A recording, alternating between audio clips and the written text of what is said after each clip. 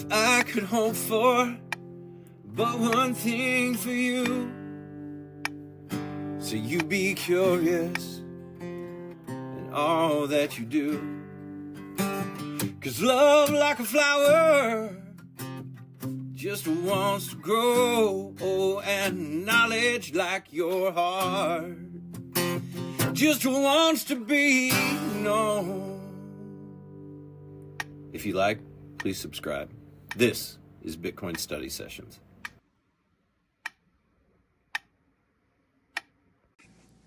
Hey, welcome back. So Lucas and I today, we're going to finish off our discussion of Lynn Alden's Broken Money, why our financial system is failing us, and how we can make it better. This caps, 6 weeks or something of conversations on this, and it does tie everything together, this final portion. My book has the tatters that shows that reading. It has discolorations. I don't know why it's a pink discoloration, some sort of nameless fluid, which will remain nameless, but it's showing the wear and tear. So we're going to move on from it after this, but I'm happy that we get to talk about it and summarize the whole work and its significance. So part 6, the final capstone portion, is financial technology and human rights.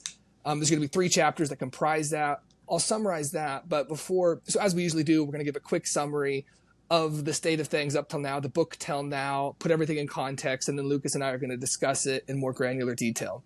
So a quick summary of the book up until chapter 6, a very short arc of this book, just to give what we're going to talk about context.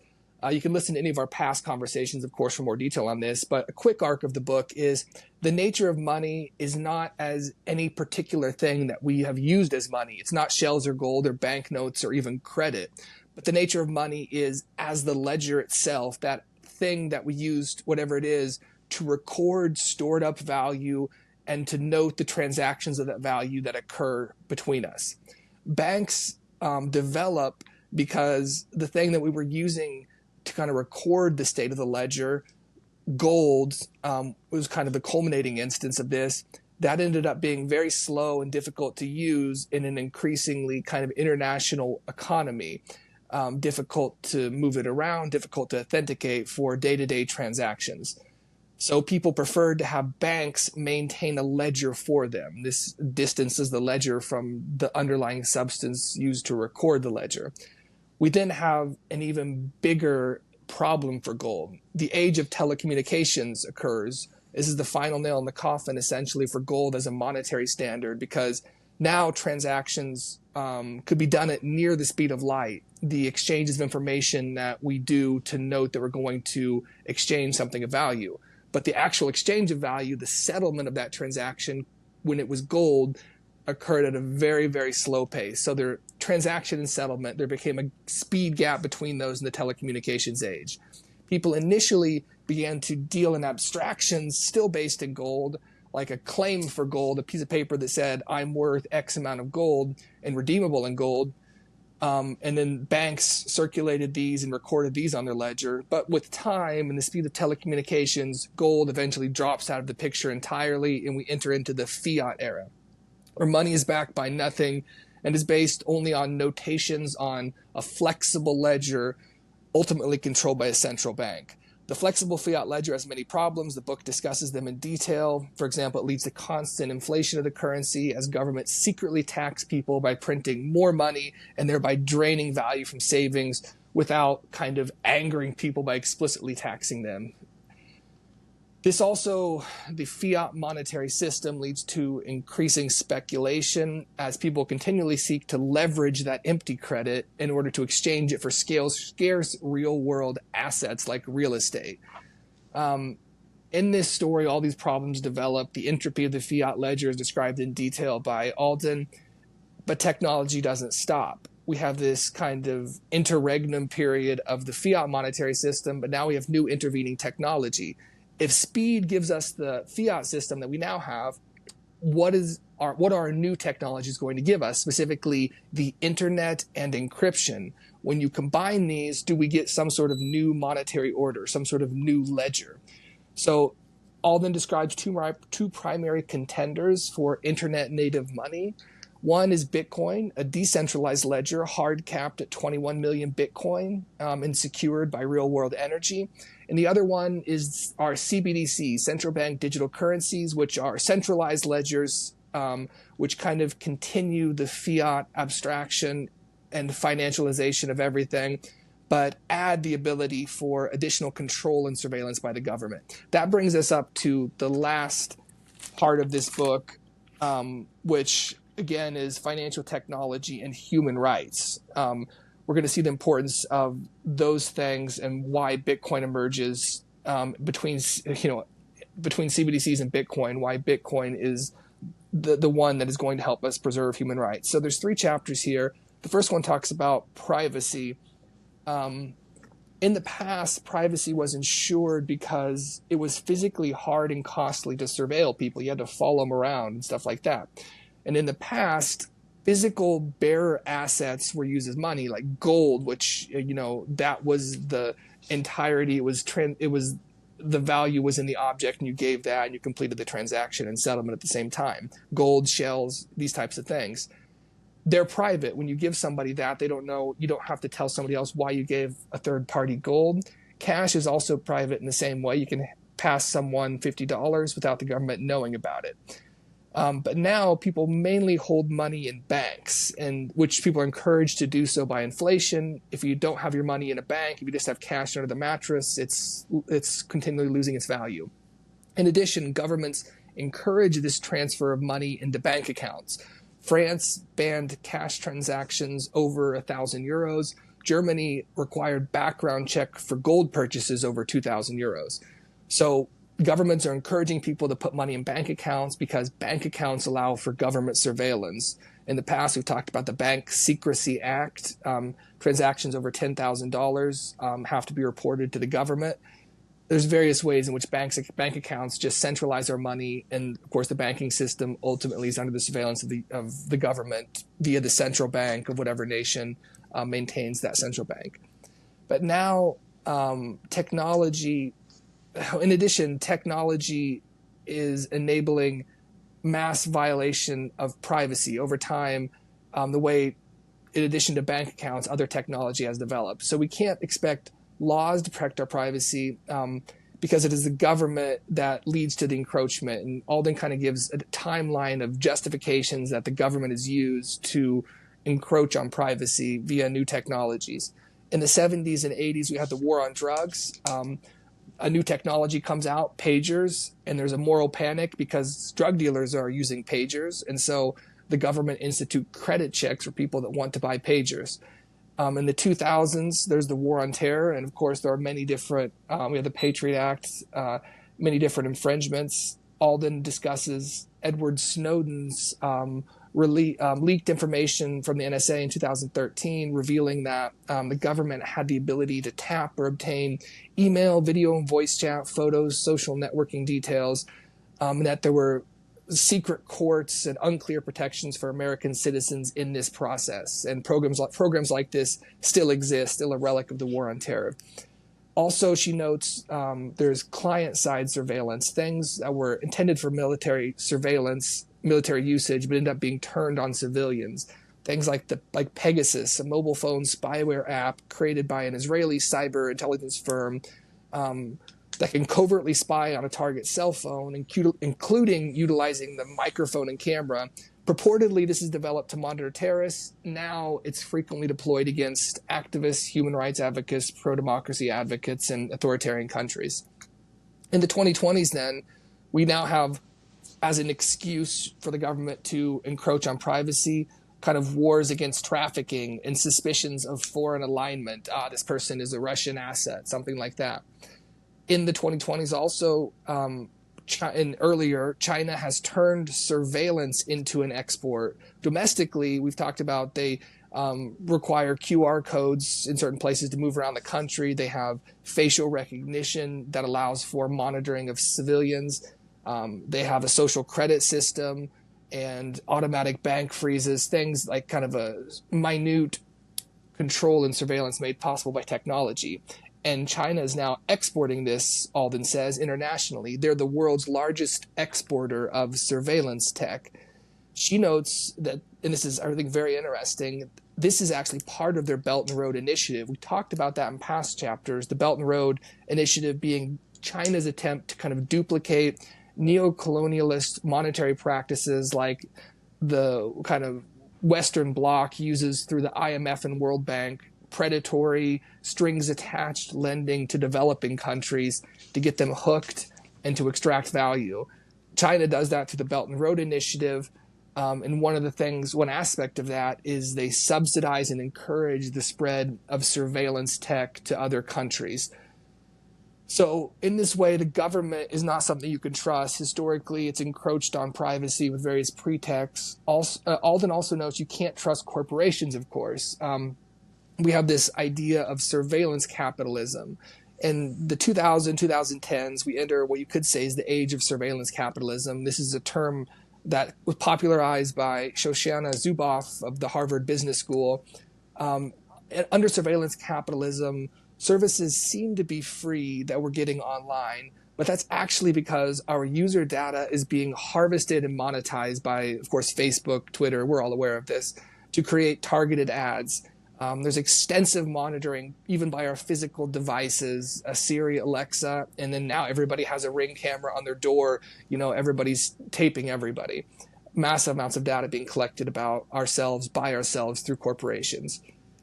There's been countless data breaches of both corporations and government. Alden goes historically through many of them. It's the extent of data breaches is always something that it's very jaw-dropping to read about, from both whole-scale government breaches in Brazil to credit bureaus leaking everybody's information. It's pretty massive, the amount of data that has wound its way to the dark web, all of our data. And so overall, we see developing a surveillance and control mindset, the idea that privacy must be given up so that nothing bad will happen to us. The solution, in Alden's estimation, we need to release new unstoppable tech, which is kind of the theme underlying our whole book, that tech is unstoppable and that changes the material conditions, which then changes history.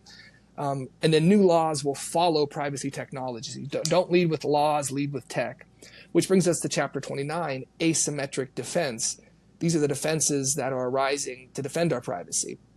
So there are both centralizing and decentralizing tech. Centralizing all the stuff we've talked about, this surveillance tech, government control of the financial system, monitoring bank accounts. There's also decentralizing tech. Historically, the printing press allows mass printing of the Bible, mass reproduction of pamphlets so people could talk about the Bible, give their own interpretations, and kind of almost, wrest the word of God from the hands of those who would use it to control others and talk about what they think that the authoritative natural law indicated. Another decentralizing tech is encryption, enabling private communications, which enables private communications between individuals because, encrypting them prevents them from being openly exposed on the internet. Encryption is hailed as a liberatory technology by the cypherpunks. This is a movement, you could say, that begins in 1993 with the publication of a cypherpunks manifesto by Eric Hughes, who is a mathematician and cryptographer. So the cypherpunks were about actively building and preserving systems using encryption tech. And Alden talks about the manifesto in detail. I'll read a couple of the quotes she has from the manifesto because it's really beautiful and it summarizes also what they're getting at. We, the cypherpunks, are dedicated to building anonymous systems. We are defending privacy with cryptography, with anonymous mail forwarding systems, with digital signatures, and with electronic money. They also write in the manifesto, cypherpunks write code. We know that someone has to write software to defend privacy, and since we can't get privacy unless we all do, we're going to write it. We publish our code so that our fellow cypherpunks may practice and play with it. Our code is free for all to use worldwide. We don't much care if you don't approve of the software we write. We know that software can't be destroyed and that a widely dispersed system can't be shut down. Can't be shut down. History has vindicated this. One example is Phil Zimmermann creating PGP, Pretty Good Privacy, in 1991, making it open source. And so Lucas is going to summarize kind of the description of that legal saga and what that signifies. Yeah, so Phil Zimmermann codes this piece of software that allows for encryption that can't be broken, so far as we know. He puts it out, and he finds himself facing the United States military. They are, well, the United States attempted to classify his code under the Export Control Act, which is the law that we apply to make it illegal for me to build a nuclear bomb in my basement and then sell it to someone in Canada or Turkey or wherever, or for me to build an attack helicopter and send it to somebody. Like, it's meant to protect the advantage that the United States has on the military battlefield. And so Zimmerman gets brought up. They try to classify it as a munition. So that they're trying to classify code, letters and numbers, as a munition, as a object of warfare. Takes us back to Jason Lowery's thesis, Soft War, where he definitively, I think he has done an incredible job of acquitting himself of having the opinion that Bitcoin is a form of munition, and in fact, it's the most powerful. Zimmerman, in facing this legal battle, decides to prove his point, how absurd this is, that code is being classified.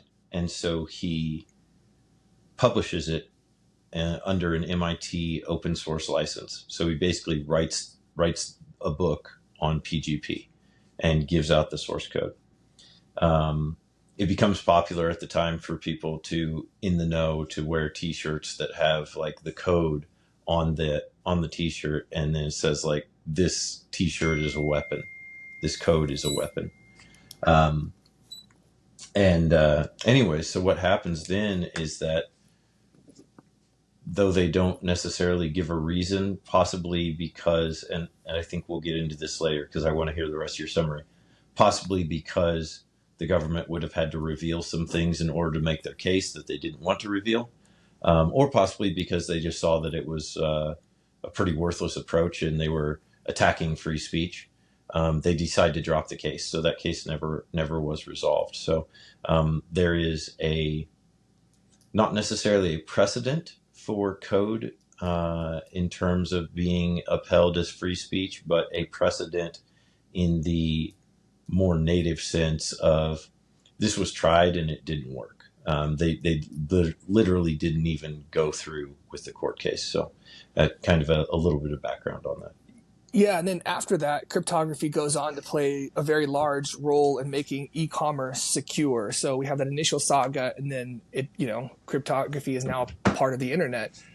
Governments have also are now seeking to regulate cryptocurrencies in the same way that maybe they initially sought to regulate something like PGP. Its justification often being that we need to do this for anti-money laundering purposes, that crypto is used by Russian oligarchs, by terrorists, by drug traffickers in order to launder their ill-gotten gains.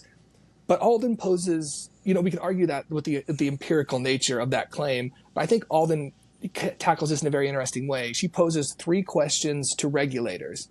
And I think that the 3 questions are, first, to acknowledge the trade-off, second, to examine the motivations, and third, to be realistic. So first, acknowledge the trade-off. What should be given up to ensure that the small fraction of the population that engages in this illicit activity cannot do so? So first, acknowledge, if you're going to be doing a trade-off, any anti-money laundering thing, you're going to be doing some sort of trade-off of other values like privacy.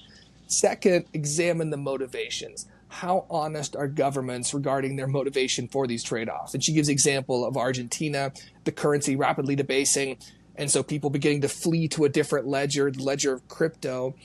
The government then adopts provisions against this to prevent this capital flight, but cites anti-money laundering as the reason, whereas Alden thinks that that's not the real reason.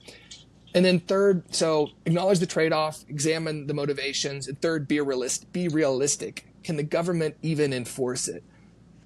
She mentions, Napster, centralized, you can shut that down. BitTorrent, decentralized, much more difficult to shut something like that down. Bitcoin, closer to BitTorrent. So can the government actually enforce their, any purported regulation of cryptocurrency? They need to first ask themselves, is this actually something we can regulate? So legislation, she notes, that seeks to ban, for example, open source wallet anonymizing techniques is simply seeking to ban some iteration of some form of mathematics, which is very similar to the Phil Zimmerman situation. This brings us to the last chapter of the book, A World of Openness or a World of Control. The stage is set for us. The stage is set for us to enter one of those two worlds. Bitcoin's potential is to support an open world. The past chapters have mentioned how human rights advocates, activists have been funded by Bitcoin when authoritarian governments debank them. And now Alden gives an example that's more, perhaps morally complex, more close to home for people in Western democratic countries, the Canadian trucker protest in response to COVID mobility restrictions. The protesters needed money. You always need money to fund a protest. You're away from work. They were debanked, though. Their GoFundMes were shut down. And it turned out that Bitcoin was one of the only ways they were able to be funded. So without going into whether you agree or disagree with that cause, you should at least, Alden thinks, be pro ensuring the freedom of speech and due process, which is what Bitcoin enables. To quote Alden, custodial financial services allow governments to freeze accounts first and then sort out who is guilty or innocent later. Self-custodial financial services force governments to actually charge people with the crime before they can use pressure to freeze their accounts. So the government can't just shut down debate by freezing bank accounts. If Bitcoin is in the picture, they're actually going to have to allege that the people are doing something against the laws, find the laws, and charge them. Which in an emergent situation can be difficult. So what does it mean to support an open world in this way? And this, I think the Canadian trucker example really opens us up to this question, because some people, would say, well, I thought it was good to restrict mobility a bit to prevent the spread of infectious disease, and we need to have that ability as a government. So Alden poses the question about maybe the implicit or native politics of Bitcoin. Quote, what exactly is the political nature of the network? Is it only for cypherpunks and libertarians? Alden thinks not. She thinks that what it is anti-authoritarian, and anti-authoritarianism is not just on the left or right. And she gives a good example of after the 2008 financial crisis and the resulting selective bailout of the people who caused the crisis, we had both the emergence of the Tea Party on the right and the Occupy Wall Street on the left. They're both emerging to protest the same point, the use of the flexible ledger to bail out those closest to power who are already rich and powerful. So to quote Alden, today, Bitcoin as a network collects members from both types of groups and partially organizes them in an emergent way by giving them something to use and build on so that they don't have to rely only on protesting. It offers them a way to potentially opt out of the existing financial system that they view as being heavily corrupted and to build a parallel peer-to-peer financial system instead. And Alden develops the point, you might say the leftist take on Bitcoin. She doesn't do that for the right, and we can see maybe because there's already kind of a dominant libertarian picture of what Bitcoin could and does represent. She develops the leftist take on what Bitcoin could represent. And she says a way to curtail corporate overreach and crony capitalism, in that Bitcoin provides a check on really all forms of consolidated power. It's designed to take back the public ledger from where it is currently controlled, you might say from a leftist point of view, by corporations in the form of the revolving door between them and the government. And so Bitcoin is going to, in that way, hopefully combat crony capitalism. She also notes that the left kind of generally tends to oppose war, and they did oppose the Iraq war, which was financed through opaque taxation, which is made possible by the fiat ledger. So it's not just white crypto bros or shadowy coders, she said, and she does give a list of human rights advocates who are currently working on Bitcoin in different capacities, and it's a great list to read through if you if you want to learn about interesting new projects and perhaps people to follow on Twitter and to maybe broaden your view of Bitcoin if you do come at it with a default libertarian view. In any case, people of all political orientations are beginning to feel that the system as it is, the fiat ledger, and the current monetary system is not working for them. And Bitcoin is a technological reaction that will have freedom expanding consequences, whether you're right or left. Alden ends with the overarching question then that has defined her book. Who controls the ledger? That's the nature of money for her ledger, as a ledger. And so who controls that ledger is a recurring question for her. In early history, nature controls the ledger because commodity monies like shells and then gold have a natural scarcity and natural physical characteristics, like their portability due to their physical nature.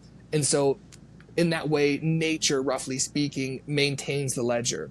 Technology, though, ends this control. There's new shell-making technologies that people can use to debase that currency. And then there is the technology of speed that allows for an abstraction overlay on gold. And so technology breaks the use of commodity money in its past form, which leads us to banking in the central banking area, which leads us to the fiat system, in which governments gain control of a flexible ledger and can devalue savings and channel value toward their purposes in an opaque way.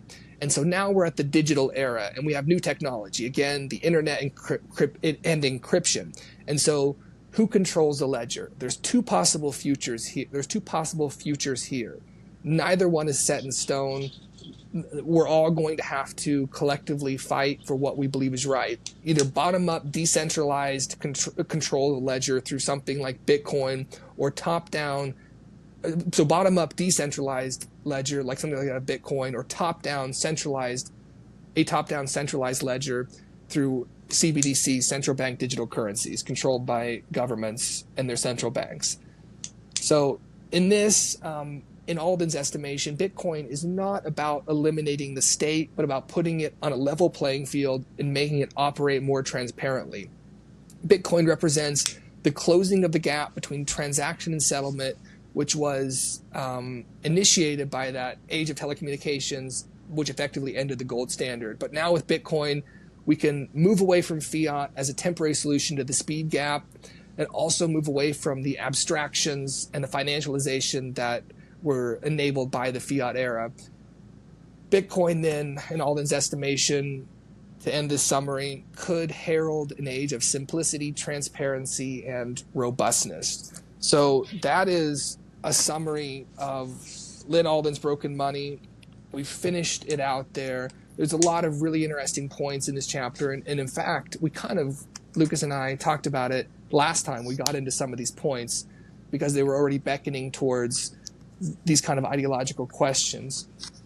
Just to start with the question, what do you think about Alden really focusing on what I called the leftist take on Bitcoin and emphasizing, and in saying it's not about eliminating the state? I think some Bitcoiners are of more markedly anarchist or crypto-anarchist, anarchists, anarcho-capitalists, call them what you will, where the kind of elimination of the state is the end goal. But for Alden, it's not about that. It's about, making it more open and transparent, putting it on an open playing field, ending corporate and crony capitalism, the things that corrupt the state. So what do you think about that leftist take on Bitcoin? What I call a leftist take on Bitcoin, I guess. Yeah, I think because you have to call it a leftist take on Bitcoin, I believe that drops some clues. And I think the biggest clue is that because we have to call it a leftist take on Bitcoin, it's somewhat of an overt reminder that the actual leftist take has been abandoned by the left, and that the principles that liberal left-leaning ideologies were built upon no longer seem to be the ones that they are espousing in recent years. And these were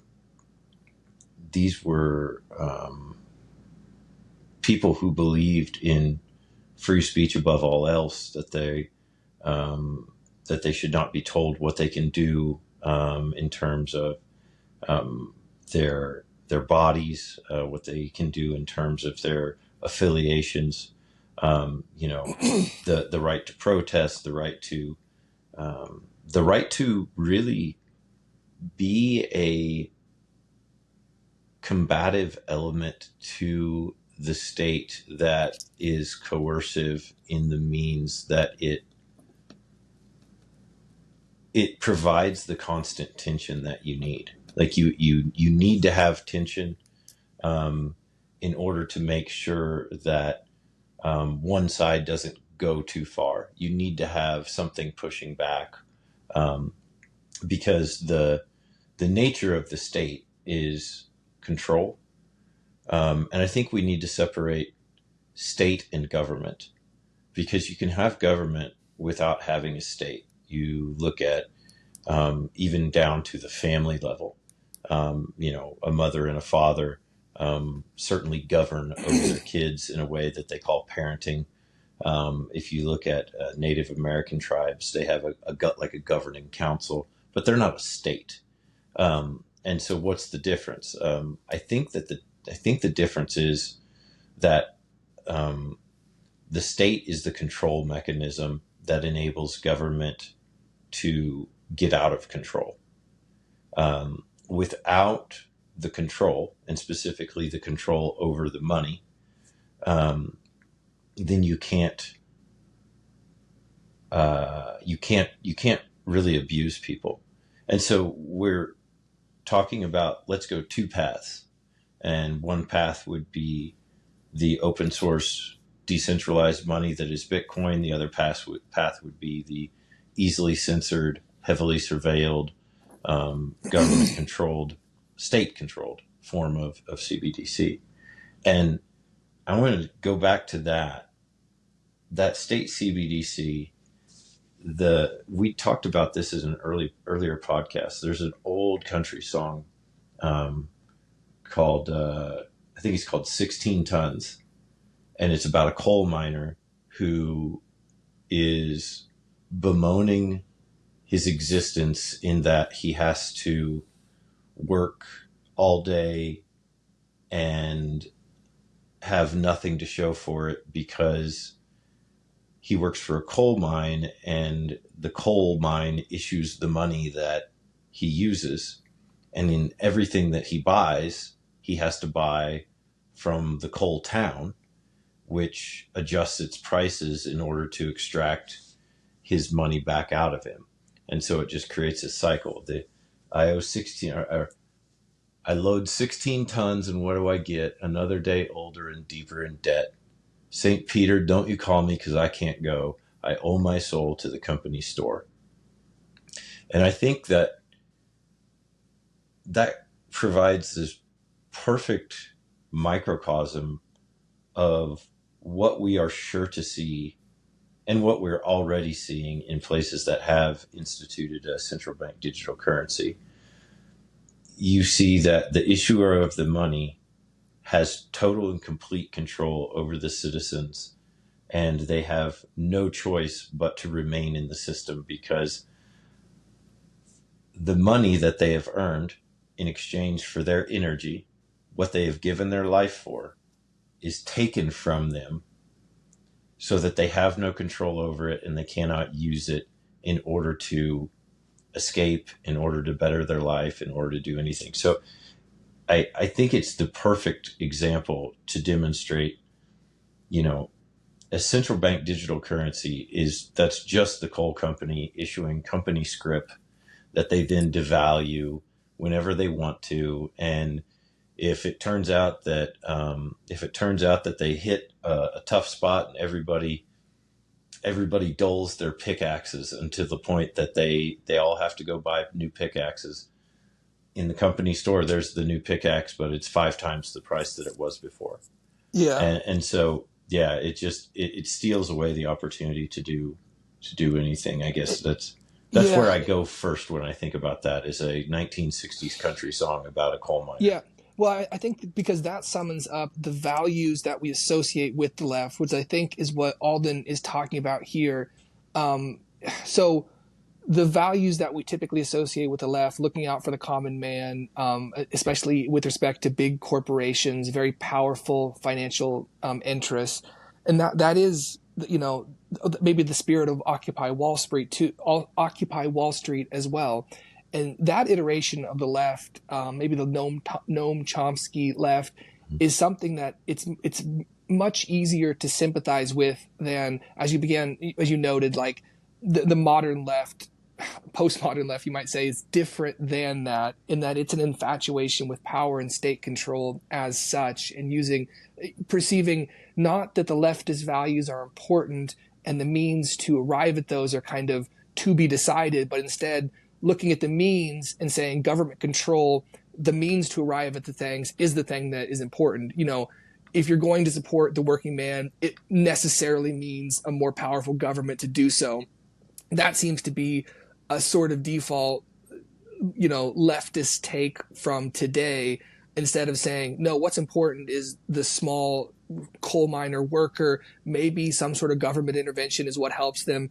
Maybe a union strike, against the corporation, maybe a protest, maybe something else. But it just seems that, like, there is, when I was reading this, it just seems like there are people, the modern statist calls themselves leftist, but they're not a leftist. And maybe Bitcoin can be one of the small ways in which we reassert that actual ideological leftism on the spectrum is about freedom and liberty, and not about any specific means to achieve that, such as using state control to do it. And that maybe Bitcoin can be that thing that the leftists can see that the underlying values are more important than the specific historical vessel that we've used for the past, since Roosevelt or whatever, which might be kind of a leftist idea of using strong government power to intervene and help out. Which is actually a very authoritarian model, as we listened to that Curtis Yarvin interview, and he kind of motivates a sympathy between kind of contemporary leftism and his particular view, which is very right wing, and endorsing a monarchy by saying, Roosevelt was almost a monarchist, you could say, in the way that he operated. And I think that modern leftism can be very statist. And just to tie this back again, maybe Bitcoin can represent a liberation of leftism from statism, and a reassertion that's what is important is that coal miner who can now save in Bitcoin, who is not going to be, kind of opaquely taxed by inflation to fund a war that they're then going to send the coal miners' kids to die on foreign soil to support some cause that's actually dictated by crony capitalist interests through corporations that are trying to sell defense technology or something like that. So yeah, I mean, I think you're totally on with that analogy, and hearkening back to, what's really sympathetic about the left and what real and true empathy means. Yeah.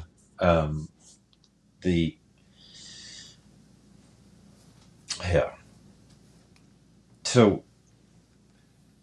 I think it's really important right now that we pay very close attention to what things are and not what we call them, because there's this very strong anchoring bias to be held captive by whatever it is that we grew up with. So we want to call a cell phone a phone. We want to call an iPhone a phone because it derived from a cell phone, but it's not. It's a supercomputer, right? We want to call Bitcoin money, but we're stuck with the idea that the dollar is money. We're moving into an era where these new things are being developed that are replacing the old things, and we're struggling to understand the new thing, the new technology, because we're so anchored in what the old technology has meant to us. And I think that also applies to definitions of a political party. You can call them the left, But I think this is actually probably why it's been more popular to refer to that type of ideology as woke, because it's not left, it's not liberal politics. If you look at what they stand for, you know, stand for segregation of people based on, not necessarily segregation, but discrimination based on race, discrimination based on sexual preference, discrimination based on gender, identity, all of these things. They stand for that. They stand for controlling speech online, and even so far as to boldly and overtly say that it's not just things that we don't like that we don't want to see, and it's not just things that are untrue that we don't want to see. It's also things that are true that are inconvenient, and we don't want to see that either. And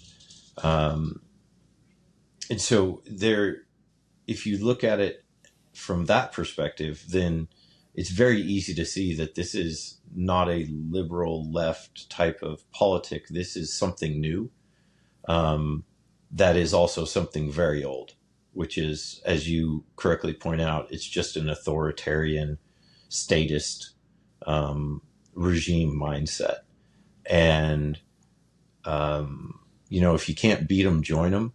I think, I feel, and I know a lot of very good left liberal thinkers.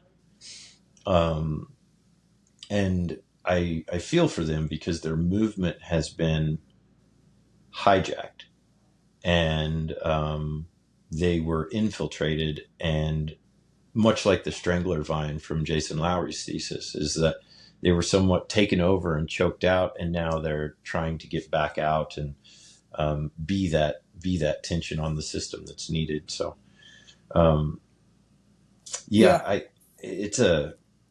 it's really good that she takes this approach, because less than an appeal to the left, I feel like it's a subtle reminder of what are the left's core beliefs. And if you're reading this and you believe that you are a left-leaning person, do these core beliefs resonate with you? Because if they don't, then you have been captured by something, and it's a good time for reflection and thought in order to think about really where your beliefs lie and why you have those motivations you do.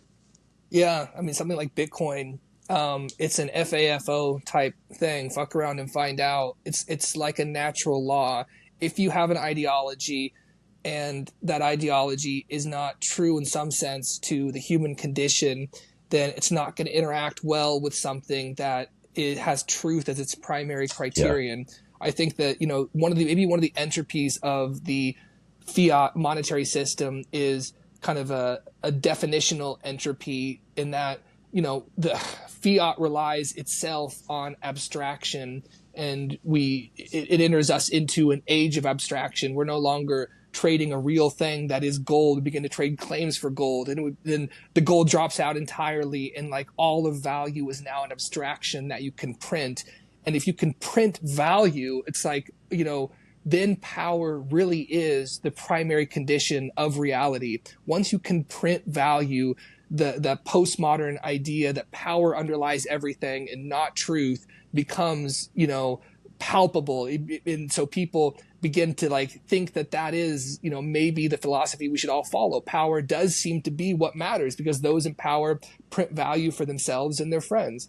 And I think you're right that this a woke ideology, call it what you will, some form of a left-oriented statism that has actually forgotten leftism's core values, has arisen. And I think we maybe attribute that to the entropy of the fiat ledger, its abuse, its corruption. Yeah.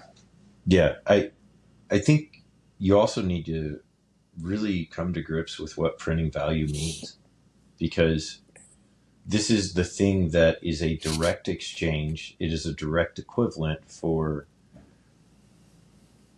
a person's life, for their productive capacity. This is the thing that we exchange for our application of focus and effort in life. And so printing money is stealing life. And the more life is stolen, there finally comes a breaking point, I think, where a revolution of sorts. Bitcoin, when people call Bitcoin a revolution, I kind of get what that means. Is that it very much is a silent revolution. But yeah, steal enough life, bleed someone enough, then they will find some way to fight back. Um, yeah, I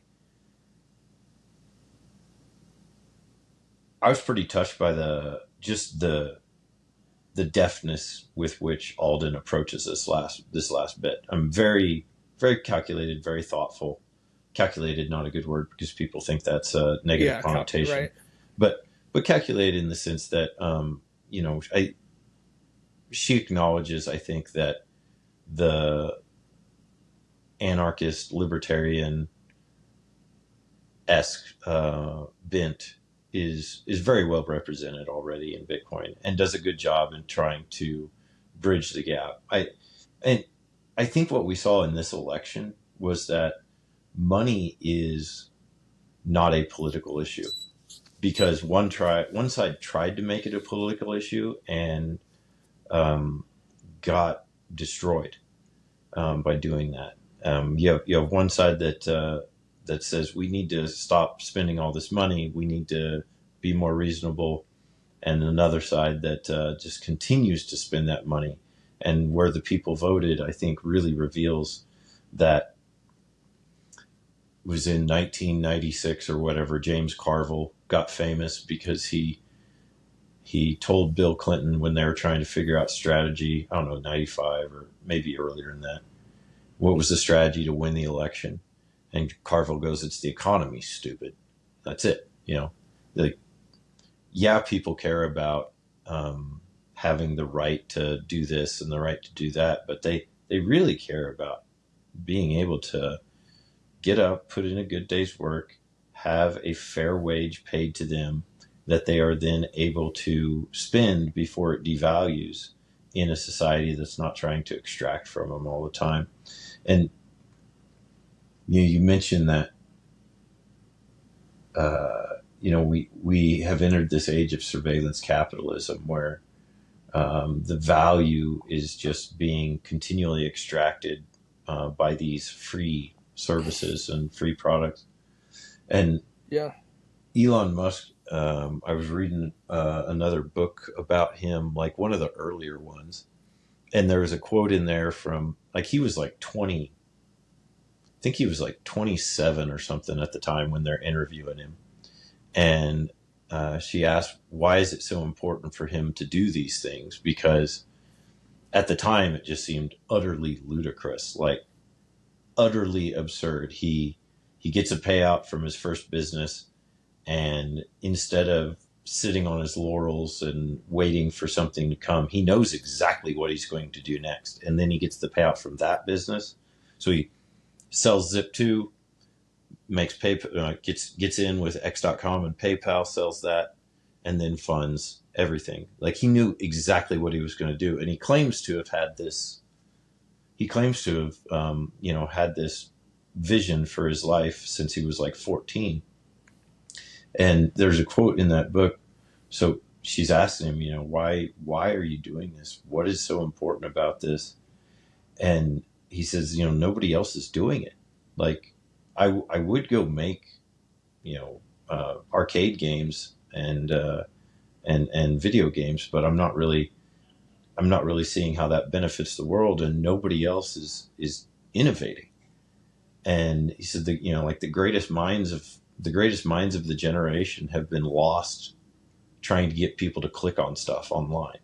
All the greatest physicists that would have been turned into financiers, lawyers, and social media entrepreneurs. And so we've just seen this huge drop in innovation where you can't it's made it, the money has made it so impossible to do anything long term, because you can't save money long term, that everything has become short term and extractive. I think it really reveals the kind of the sad nature of what happens as a fiat money really starts to spiral and fail. Yeah. Is that people feel kind of hopeless at the end. Yeah. Yeah. And I mean, I like what you say about money not being a political question or issue, because, I mean, just kind of someone hearing that would say that's ridiculous. It's the most political question there is. But Alden, when she's summarizing the Canadian trucker protests, says, quote, "My conclusion was that technologies that make it harder to freeze money are not avoiding legitimate laws, but rather are about ensuring that government themselves follow their laws." So again, like Bitcoin as an almost natural law constraint on government is something that is above government, in the same way that gold's characteristics of Yeah. being portable and durable, divisible, those are things that governments don't control. And so it's not political that gold has certain characteristics. It's also not political that Bitcoin has certain characteristics. Its adoption and whatnot, it's going to be mediated through politics and whatnot. But at the end of the day, it does present a constraint upon government rather than something that governments will ever be able to constrain. That's the Philip Zimmermann story. You can't hold back mathematics in the long run, something like that. So Bitcoin is a new technology in the same way that telecommunications was, and it's going, strap in and see what the consequences are to a certain extent. I mean, we need to still facilitate its adoption and make it, help to bring it about. We can't just say it's going to defeat CBDCs without more, but it's got, it's an easy and good thing to defend because it does have this almost natural law force behind it, and it acts as a truth-based constraint rather than a power-based construct. And so it's long-term, I think that's a good thing. Yeah. I like that you're bringing us back into the math thing, because I wanted to have you lead us into a little discussion on Cody Wilson and ghost guns, and kind of draw some comparisons. And there's something that I wanted to say about Mark Andreessen as well, Yeah. kind of with relation to that. So Yeah, why don't you I mean, I wish kind of give we us were an idea, link us right. link us from Zimmerman to ghost guns, in a way, maybe, and then kind of give people a little background on that. Yeah, I mean, I wish we were talking about this right before the podcast, and that's when the connection crystallized for me, because we were talking about it. I wish I would have went back and kind of boned up a bit on the whole drama or whatever. But basically, what happened? So, if you're not aware, Cody Wilson was an advocate and entrepreneur for gun rights, essentially the Second Amendment, and what he did was, instead of he was in law school, but he began to take a more active material role. He drops out and he starts. That's a great mind saved from being a lawyer. Yeah, no, definitely from a imposer on others to a doer oneself, or something like that. And he starts a company. Long story short, to 3D print firearms. And so the question in this, the government comes down on him like a bag of bricks or whatever, that all these lawsuits from the ATF and the federal government, arms control. They don't want him. They don't want people to be able to buy a 3D printer, go on the internet, download a file, and print all the pieces for a gun to assemble it in their own house. Even though people do have rights to assemble their own firearm, they didn't like that Cody made it so easy. And breaks it down. No. But they didn't like that they can't track them. Yeah, they didn't like that they don't have control over them. Because right now, every firearm I have has to be registered in my name, or else it's an illegal firearm. There are separate. Right? Isn't that what they don't like about it? Right. They don't like to be able to. They want to be able to surveil and control firearm distribution. And Cody facilitated something that was against that. So there's all these lawsuits against him, and it's similar to the Zimmerman thing in that, I mean, Cody's making the point that a couple of points. First, once these gun files are on the internet, they're available to anyone, and anyone can get a 3D printer. Cody Wilson is facilitating this maybe but it's already out there. Anybody can already do it. You can't stop this technology. Go ahead and try. But the second thing is sort of Zimmerman type argument. The Second Amendment now gets filtered through the First Amendment. And what seemed to be a weapon is now information once it's on the internet, and you can then begin to make constitutional arguments that are stronger or different in force than under the Second Amendment. And those lawsuits, as I understand it, there's a really good documentary called Death Athletic by Jessica Solche. It's an excellent documentary. It walks through all of Cody Wilson's legal, kind of the legal drama that's going on, these different lawsuits.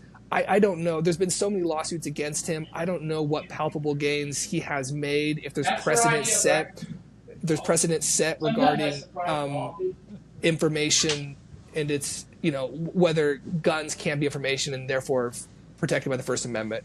That's unclear. But that's the connection there, is that's a literal instance where an arm is now sublimated into information and possibly therefore subject to a different regulatory framework. And also the way that information, once decentralized and put out into the ether, is almost unstoppable. Yeah. So that's a really good example. Cody Wilson and the Ghost Guns is a really good example of an attempted application of arms control against free speech in the way of code. And one of the things that you talked about in the summary was the question of what is reasonable in terms of like concessions made in order to be able to track transactions. This is the debate that we need to have. But what I think is so very clear with an example like Cody Wilson and Ghost Guns, or with PGP, or with Bitcoin, or with Tor, is that it's not a debate. This is Jason Lowery's famous quote: "Technology does not negotiate." There is no debate. You can outlaw me being able to use a mixer which anonymizes my Bitcoin so that you can't trace the transactions. You can outlaw that, but I can still use it. It's still there. It's still out on the internet. There's open source protocols for this. It's just code. And so what can you do instead? Well, you can encourage them to domicile in your jurisdiction so that you can then shut them down. And I think I kind of have like a little different view, I guess, on the, so Trump wants to make the United States the world capital of crypto. And I am actually really leaning more towards a very libertarian view of, I think I would like to see crypto developed in places that have no rule of law, as opposed to the strongest rule of law, because the good things always come up to the top. If something is not useful long-term for parties involved, for the people that are using it and the people that are providing it, then it just doesn't live.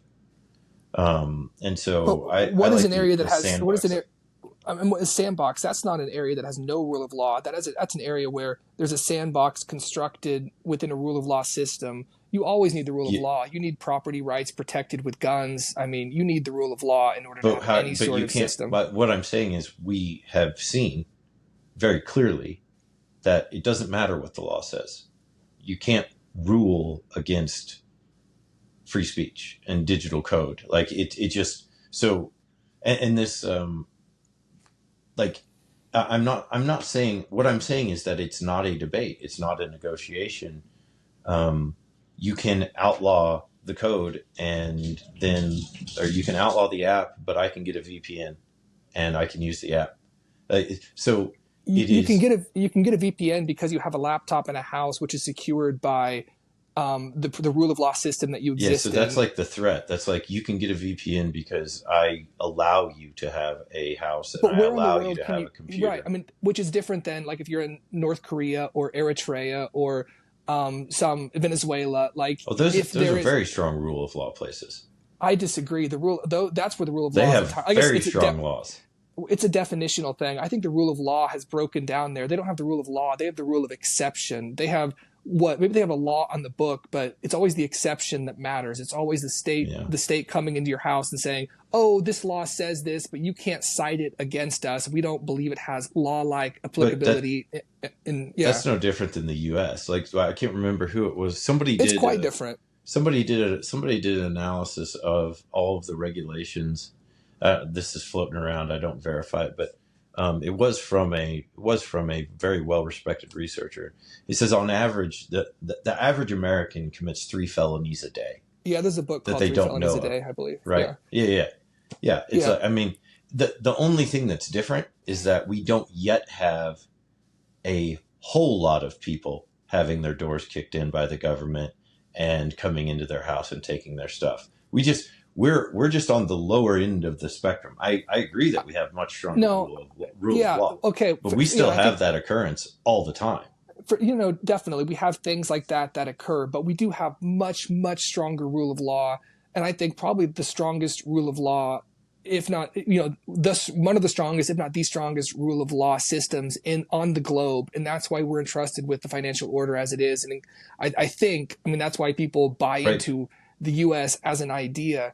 And I think it goes beyond our laws too. There's like norms and institutions that underlie the rule of law that make it possible. We have people who believe strongly in the First Amendment. In other countries where there's no rule of law, you maybe have a default presumption that speech should not be free. These are, I mean, cultural values and norms are, substantiate a rule of law system. I think that, I don't know, I think a capital of crypto on the presumption that it's going to be the rule of law system at least is a good idea, and that I think the rule of law is important for a technological center to thrive.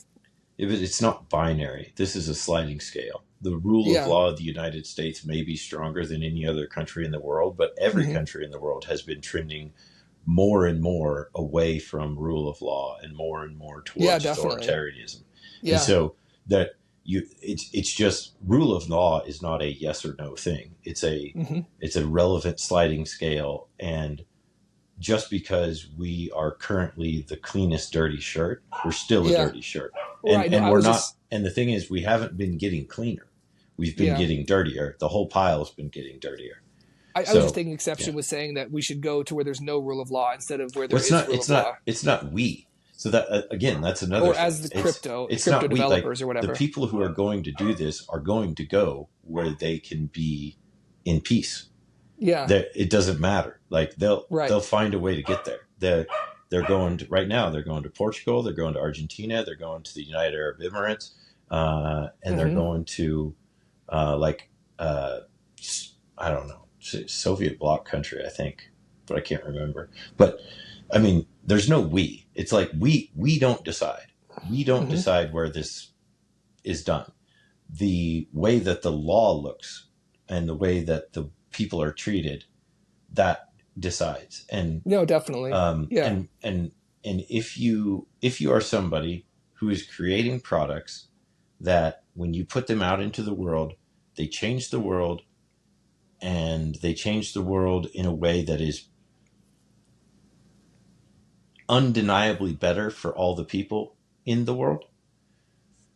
If you're trying to negotiate with that person, you have no foot to stand on, because the thing that they put out into the world cannot be stopped by you.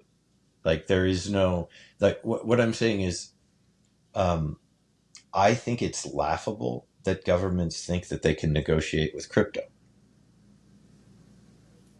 But you just said that crypto, they, like a sandbox is a negotiation with crypto. If a country establishes a sandbox as a regulatory framework, that's an attempt to lure crypto to your country. So governments can do rule of law things, which is to create an open Well, atmosphere that protects property rights and doesn't like regulate crypto and prevent what they can do. I mean, that is the a world thing that is a country can do. sandbox. the world is a sandbox. I mean, the United States is a sandbox. It was designed to be 50 experiments or however many states. Everybody's going to have their own experiment, and we're going to draw whatever works best from that. We'll apply it to the other ones. We'll adopt it as it works. The world itself is a sandbox. Yeah. There are some that have this. There are some that have that. And if you're the guy who is going to create something that revolutionizes the world, and you have the choice, guy or girl, and you have the choice to go to this country where in this little certain area of the country, we're going to say that we're going to lessen the amount of restrictions that we have on you. Mm-hmm. But outside of that, these overt restrictions, oppressive restrictions are still going to apply. And in exchange for letting you work without being thrown in prison in this little area, we'll take a 30% cut. If that's the negotiation, then those people are going to go, well, actually, I can go to this place, and they don't care. They're just happy that I'm here because I'm contributing to their economy by the amount of value that I'm creating. And so I don't know. It's a legitimate argument to be made right now because governments are currently so strong and have so much oppressive force at their availability that they do kind of have a way to turn off or like they do have a way to encourage negotiation. But that power is weakening every single day. And the power of what they're trying to negotiate is getting stronger every single day. And it's just, I think it's a very short-term thought to go, oh, we're going to control this. We're going to have rules on this, because very clearly there will be jurisdictions that say we're not going to have rules on this because it is no different than sending a text. Yeah. And we don't have rules on sending a text. So if a jurisdiction says we are not going to have rules on this, you don't trust that jurisdiction unless it already has a rule of law system where they're held to that promise, where you can then litigate if they go back on that. It's those authoritarian countries that say, oh, come here, we're going to have a sandbox, we're not going to have rules. Yeah. And then you go to Dubai or somewhere like that, and then they can pull the rug whenever they want. You need a default background set of norms. You need a strong constitution. You need a legal framework that protects the freedom of speech and equal human rights to a certain extent before you can rely on a promise that come here, there's not going to be laws. And that's what the United States offers. I mean, is a strong constitution backed up by, the blood of revolutionaries and the revolutionary sentiment that lives in our breasts. And that's something that you can't just recreate in another country by saying we're not going to mess with your company. Oh, they're going to mess with your company when it suits them because they don't have a background set of rules and assumptions that prevents them from doing that. So that would be my point. I think you can't don't undersell the United States and its revolutionary fervor, I guess. What that means for the about. This is the network state, which is we'll put it. We'll put the Constitution out there. Anybody can adopt it and then run it. Right now, here's the source code for. That doesn't work though. Right now, there are countries that printed the United States Constitution and tried to run them. It didn't work because they didn't have the default norms. It doesn't work because you can't fix the thing. You have to build a new thing. Yeah, and you have to actually you have to derive the values for yourself that underlie a set of words that you call the Constitution. The Constitution is just a nice sounding set of words. We can even make a better one. The United Nations Declaration of Human Rights, this beautiful flowery language that protects you in every way, cradle to grave. But it means nothing if people aren't willing to die for it and haven't had ancestors that died for it and don't live in a country where they're willing to go to the mat to protect something abstract like a freedom of speech. That's not a background human value we necessarily have by being human. It's something that grows in your breast because you're raised in a particular way in a particular country. So that's a good I mean, that's a great argument for patriotism. And I do believe that too. I do believe and agree that patriotism is, you need to be proud and you need to be willing to sacrifice for the greater good. You and know, and it I think, draws people together. Yeah. and this does tie back to another part of this chapter that I thought was really interesting, where Alden talks about China exporting surveillance tech essentially through part of their Belt and Road Initiative. One of the reasons she says that they're doing that is not just to like control another country because they've, you know, subsidized their purchase through some sort of predatory lending. That's one reason that they want to export surveillance tech and get these and then subsidize its purchase by some country that wants to be able to surveil its citizens. But they also want to foster the underlying norms and values that it's okay to surveil your citizens. If China subsidizes surveillance tech in many different countries, then those countries begins to normalize that it's okay and right to surveil your systems. They go to the UN, they vote in that way.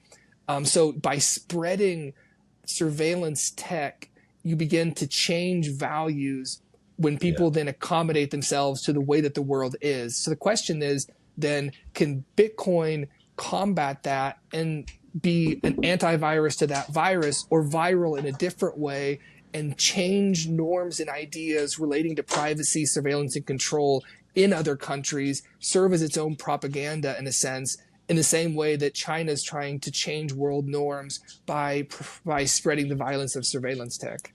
Yeah. That you're again, we're back to,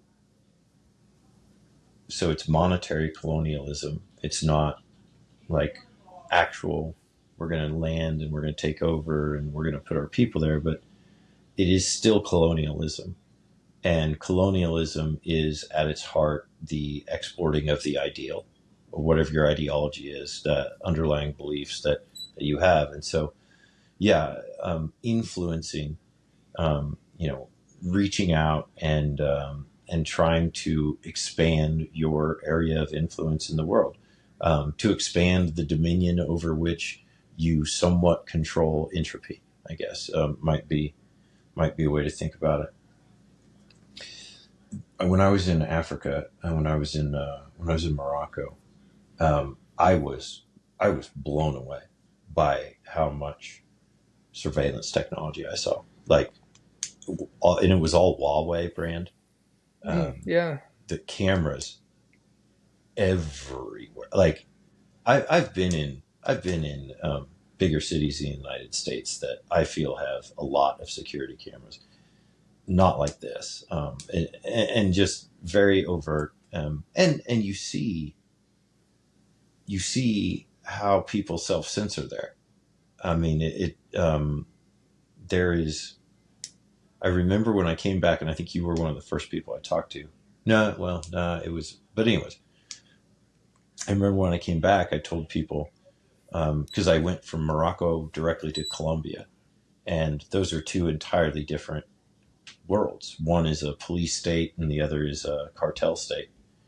And in Morocco, nobody ever smiles. Nobody looks people in the eyes. They don't trust each other. There's a very, very, very low level of social trust. Um, and in Colombia, where it's leaning more towards anarchy, you know, everything's done in cash. Everything is done kind of out in the open. Private transactions are very private. Um, People there smile, and there's this really vibrant motorcycle taxi system where for like 1 peso or whatever, I don't know, 10, I don't know, I can't remember what it was. It was 1 coin. For 1 coin, you just get on the back, they hand you a helmet, and away you go. And it's a very, I know this sounds weird, but it was a way safer environment. Um, at least it felt safer. I don't know. Um, but yeah, exporting that type of surveillance and trying to normalize it, having experienced that, like that's the only place I've ever been in Morocco. That's the only place I've ever been where I didn't feel comfortable. I didn't feel safe. I didn't really want to be there, because it felt like you were always being watched and someone was always trying to catch you doing something. And this brings me, so the summary talks about how we moved through the war on terror, the war on drugs, to the war on terror, and then to the war on trafficking. And I was thinking about that, and I think it's more, we declared a war on drugs because they were opening people's minds and there was rebellion. And then we took over the trade of drugs and used that to finance our own operations. And by doing so, we enriched ideologies that then we decided we needed to put down because they were becoming a threat. So the war on drugs creates the war on terror. And then I would say after the war on terror, we actually, because we then had a war on terror where for 20 years you either grew up terrified of the Russians or you grew up terrified of people in the Middle East. And that war on terror, funded by the war on drugs, creates a war on hate, where now we have really created these people in our minds that we hate just because of the way they look, because we have been told that they're terrorists, who were emboldened and enriched to be here because of the war on drugs. And then that war on hate, I think the war on hate, what is hate? Hate is viewing people as less. And if you view people as less, you can treat them like commodities. And treating people like commodities is trafficking. And now we have a war on hate that has created a war on trafficking. And I wrote all those things down, and then I crossed off war on, and I just put, here's the mechanisms for control that have been used by the state: drugs, terror, hate, and trafficking. And the next logical is basically thought. And so that's really what I think you see in these countries that have gone in deep with the Belt and Road Initiative, is that the war on thought is very obviously being fought and lost by the people because of the manner in which they interact with each other and self-censor, and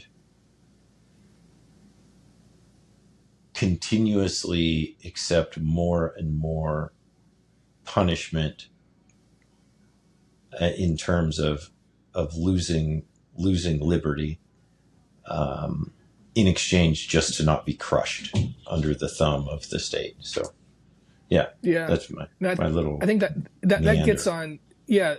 So Alden had 3 questions for regulators. If you're thinking about regulating something, we already hit the last one. Be realistic. Can the government enforce it? We talked about that at length. Yeah. And I think you just got to the second one. Examine the motivations. How honest are governments regarding their motivations for, actually regulating the thing that they say they're purportedly regulating? Like, again, the Argentinian currency example. We say we want to go after anti-money laundering, but actually the motivation is to cut off capital flight from a burning fiat ledger. And so, right. And I mean, I bought a tour bus one time. I bought a tour bus and I had to pay cash for it. I had to go to the bank 3 days in a row to draw out cash so that I wouldn't be reported under. And it's not, I could have drawn it all out. I think maybe they would have given it to me, but I self-censored. Like, there was something in my mind that said, oh, if it's over $10,000, then I'm going to get reported and I'm going to have a file or whatever. And it made me change my action just because of those kind of capital controls. Yeah. No, and they are intended to change actions. That is for sure. Like, the explicit ones mentioned in France and Germany, where they're, 1,000 and 2,000 euros, not a huge sum of money, but those are to prevent, I think it was in Germany, to prevent capital flight to gold. And then in France, just to prevent people from, accumulating cash because, of course, they want money in bank accounts so they can Yeah. surveil and control it. That's And like a used motorcycle. Like you can't pay cash for a nice bicycle. yeah, right, Like, right. if the French Yeah. ride a lot of bike, that's like a nice bicycle. You can't go pay somebody cash for a bicycle.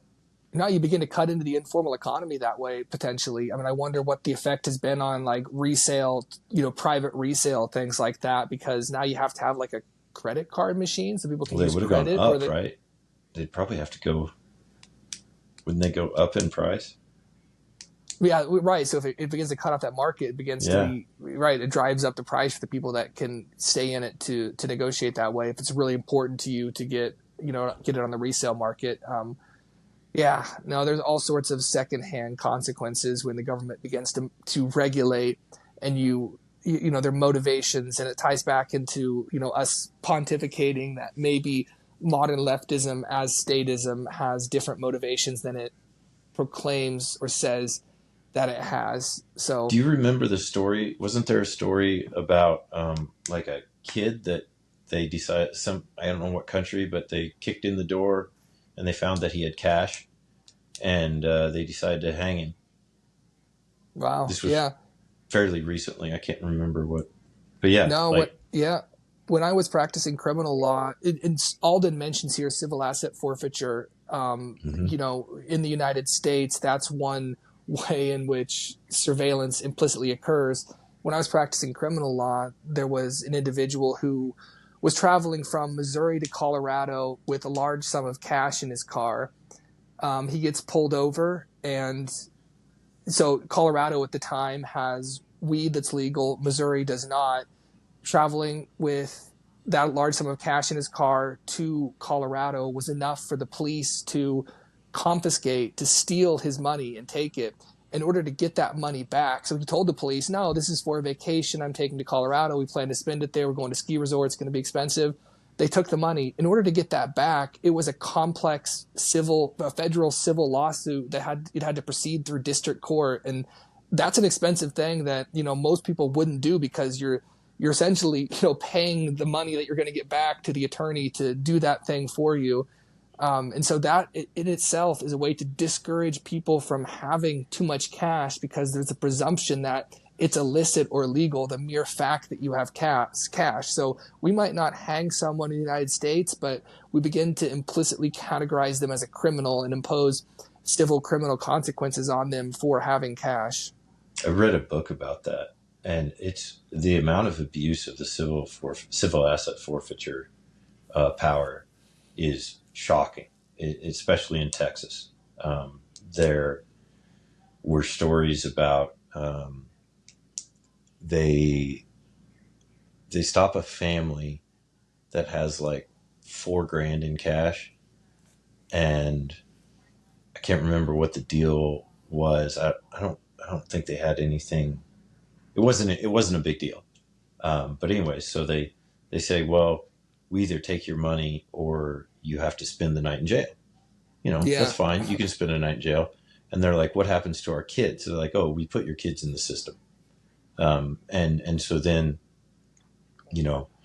they don't have any recourse. It is a very calculated way to extract value from people by making Yeah. it prohibitively costly for them to get it back. And Right.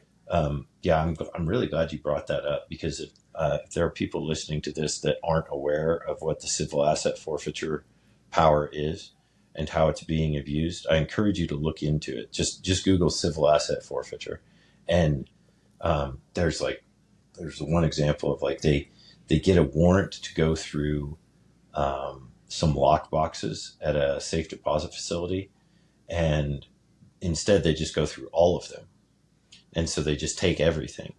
And then if you want it, you have to come prove that it's yours and prove that you have it legitimately, when they had a warrant for like one box or something like that. So, Yeah. yeah, like there's a lot of abuses of power being And one does used not have to already be, in the United States to yeah, and extract. one does not have to be, to tie back to this left right dichotomy, one does not have to be libertarian Yeah, to see right. this, because in addition to this, in Ferguson there were these, Ferguson, Missouri, right? This Mm-hmm. is a suburb of St. Louis, right? Or not a suburb, it's a part of St. Louis. That's And Yeah, I so used to like, drive. Yeah, I drove yeah, Uber in so it's a Ferguson. municipality there, Yeah, right? And so there were race riots there. Was somebody shot there? There's been so many of these racial things. yeah, yeah. What was It started with a police shooting. The Yeah, so but riots. Yeah, they after they did a like a post mortem on it to figure out like why were there so many racial tensions here? What's the problem with Ferguson? And there's a report you can read on this, and they had like there was this really predatory municipal fining of people for small yeah. traffic infractions, and they were doing that For from the like city was having doing that. like dirty windows or Yeah, like yeah, bald tires or not being able to see your license plate. And by the way, this is this is very real, still there. When I was there and I was driving Uber, I would pick up people and they would tell me this specific area, this one specific street, really. It's like, this is where they take you. This is where they pull you over. And they were just like, they talked about it so matter of factly. It's like, you're white, you're fine. You're going to be okay. But anybody else, they'll get you for stopping too fast, yeah. basically, or like anything. Yeah. Sorry, I cut you off, but No, no, that's still a that's very exactly the point I was real, going to real make. thing Yeah, as yeah. of like Just another 3 months ago. No, another way that the government is harvesting people for cash, opaquely taxing Yeah. people through municipal fines instead of outright doing it. And so, yeah, Yeah. what a great Yeah. system we have. Yeah. I think when you realize that you have the power to extract, again, this just is the same with the government realizing that, oh, if we can print some money, we can print all the money. Yeah, Like you just have to, again, throwing it back to Elon, but I like to give him credit because he says these things that really stick in my mind. But you have to think to the limit. You have to think, okay, if we're going to do this thing, how far can it be taken? Because how far it can be taken is how far it will be taken by somebody. Somebody will get there. Somebody will do it. They will plant a flag. They will move. They will shift the Overton window. We will continuously move closer and closer into this direction until a limit is reached. And what does that limit look like? And the yeah. Does it limit, look like? yeah. Oh, go ahead. Well, I was just Uh, gonna say the limit looks like that show Mr. Robot, which I don't think you've seen. I have Um, not. No. the guy, I forget his name, but the dude who played Freddie Mercury in the Queen movie, incredible series. I encourage everybody to watch, um, which is basically the rise of the central bank digital currency and the corporation and the state applying all of these overt extreme surveillance powers on the citizens. So yeah, it's a very dark dystopian view, but it also is a very very real view in terms of what we're seeing across the world right now. Yeah, no, I was just interrupting to throw some shade to see if what it looked like for a person to think to the max was to promote Dogecoin. Not good, right? Not like seriously, not good.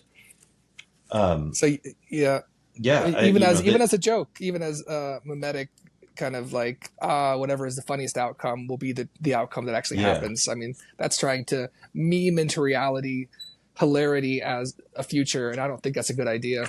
This is actually another quote from Musk when he was working on PayPal was, I mean, he defines money the exact same that Alden does. Money it's just a ledger. It's just an entry in a database. Yeah. Um, and yeah, So, promoting Dogecoin have a is talk with your wild. boy there, man. Have a talk with your boy. Let's get him He's to. wild. I don't understand it. Now, let's also acknowledge that his company is the third largest owner of Bitcoin in Tesla's the got a world. stack. Yeah, Tesla's got So a yeah, stack this for sure. again, think about what actually matters. Yeah, Where is your skin in the game?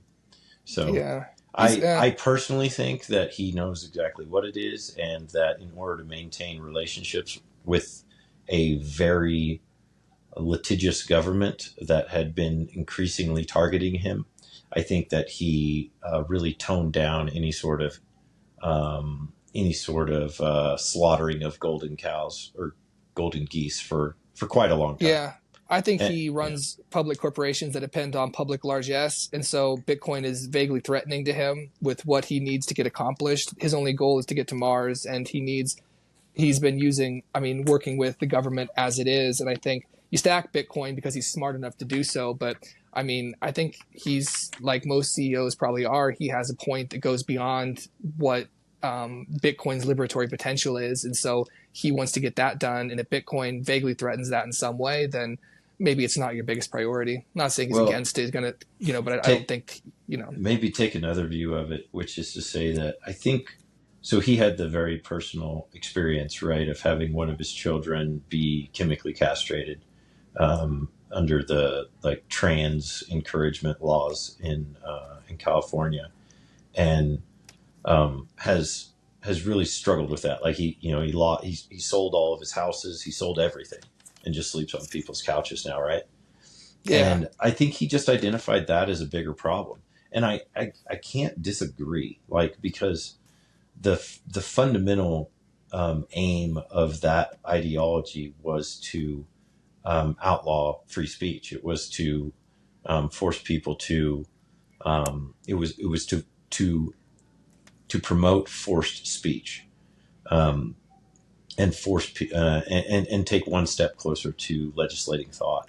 So I think that if you have Bitcoin, but you don't have the antidote to that, then I don't think you're better off.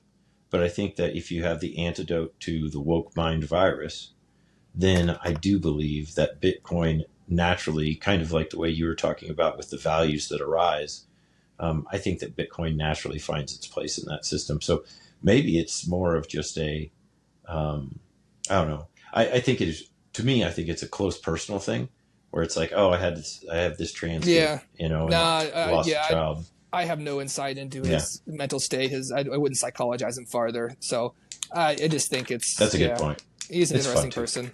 Yeah. So that's part 6, financial technology and human rights. I mean, that concludes the book for us. And like I said at the beginning, man, my book it's seen some damage here, and it's so much fun to like so thoroughly and rigorously get into a person's head, to read their thoughts in this way, to reconstruct it for yourself, explain it to yourself, take copious notes. It's like a different reading experience. And I just wonder is there something overall that you wanted to take away from Broken Money? I mean, obviously we've had hours of conversation on this, but just given that we've concluded this book, just any concluding thoughts on the book itself? The thing that I wanted to talk about that I think is just a very real example of technology matters more than ideology. Technology matters more than willpower. Technology changes things. Um, the very first use of Bitcoin, she talks about it here in the final. The very first like real use of Bitcoin was to help fund WikiLeaks after they were cut off by the United States for revealing abuses of the government. Um, so I think that just that right there, that first use of Bitcoin puts everything into an encapsulation for us. This is a technology that can't be stopped, that is viewed as a killer by the thing that it is trying to kill, which it's not trying to kill government, it's trying to kill abuse. And we're trying to move past and move forward to a system where we can no longer be unilaterally abused, and have things taken from us that are ours, our lives, our energy, our contributions to society. They can't just be taken from us. And people rose up in the 60s because of this, but the technology wasn't there. And I would say the motivation was probably way stronger then. People had a lot more fight in them. And certainly, there were riots and there were massive gatherings and there were protests everywhere and people just actively Yeah. dropping out. The um, tune in, what is it? Tune in, turn on, and drop out. That's kind of today's like silent quitting, or, people have just like removed themselves from the system because the system, not only does it no longer serve them, it never served them. It Yeah. just finally revealed the extent to which it would take the abuse. And people have done what people always do, which is find a way and rise up as one for the betterment of each other. You know, at the end of the day, we are all humans and we all feel a certain kinship. I think this is why it's very important for people to travel, not because of you want to go see the world, but what you want to do is you want to go to another part of the world and experience humanity and share the existence of life with someone else that you may currently think of in some sort of partitioned, separated, discriminated way in your mind. So, yeah, I think that's the last thing that I have to say. I am really glad that you chose this book, because the second time through reading it, it really came to life. And having the discussions about it made me realize what you had said when you originally promoted the idea was that this was just the best, top to bottom, back to, front to back, not editorialized version of money and Bitcoin. And it's not commentary on society. This is what happens as a result of this. This is cause and effect being laid out to us in a very systematic way by a systems engineer. So I commend you for the book choice. I really took a lot out of it. Like I said, especially the second time around, it got to be so much more of a deep read for me, and Yeah. I enjoyed it. Now, one of the things I took away from it, and this maybe is a qualification on what you said. This is a book about technology. It's a book about the way that technology has disrupted our financial system, our monetary systems in the past, and given that we have new technologies, how it could disrupt going forward in the future, especially given the flaws that our current system has. The one thing that I really, especially during a conversation today, was reflecting on is technology will inevitably change things, but the direction in which it will change things is not necessarily set. So we have a world of openness, or a world of control, posited as two potential futures: CBDCs and Bitcoin. One is the better money, more sound money. One has a lot of state interest behind it, and the state being so intertwined with powerful elite financial classes also has a lot of support from them, CBDCs. So on a long enough time frame, maybe good prevails, but humans don't live necessarily on the longest time frame, because we need to prevent ourselves from, mutual destruction in nuclear war. War is, of course, on Alden's thesis, made more likely under a fiat monetary system.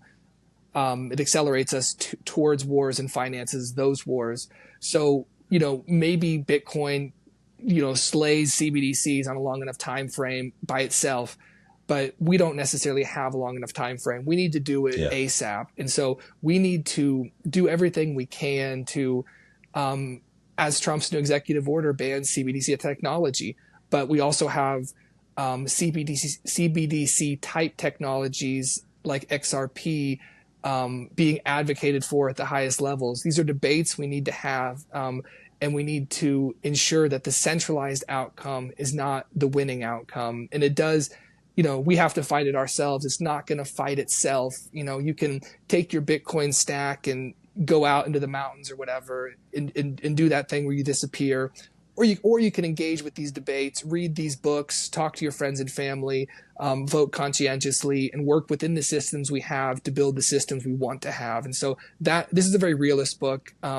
It's, I don't think, ideologically slanted, but it does present to you, all of us, a choice. Do you want are you willing to work to get the future that you want, even though you think that the technology is inevitable, and even though it may be in a long enough time frame? What are you going to do today? Here's all the information about why things suck and why they could unsuck themselves if we're willing to do something about it. So yeah, I thought it was an awesome book, and I agree with the sentiments you expressed, that because I guess you relayed that they came from me, is that I do think it's one of the best, like, top to bottom introductions to Bitcoin, to a Bitcoin. Like, if a person is intellectually capable of kind of reading through a 400, 500 page book, and they're willing to do that, this is what you hand them, I think. If they're maybe vaguely of the left or moderate, this has a really good take that's not going to alienate them with a too aggressive Austrian economics scheme, a too aggressive freedom maximalist or anarchist schema for looking at things. It's really going to give them a sober recounting of what money is, kind of historically, anthropologically, what our monetary system is and where it came from, why it has certain flaws, both as perceived from the left and the right, and again, from the left and the right, why we should settle on Bitcoin as a solution. So I'm really happy we read this, for sure. Yep. Broken Money. Go get it. It is fantastic. Yeah, great deal. All right. Well, I guess we will get together again soon and talk about something new. Right on. Thanks, man. All right. Bye. Thank you for listening. If you like, please subscribe. Every little bit gets me one tiny step closer to my ultimate goal of living in a cave. You never have to buy windows or shingles, and there's no lawn to mow. Look it up. Dream big, kids.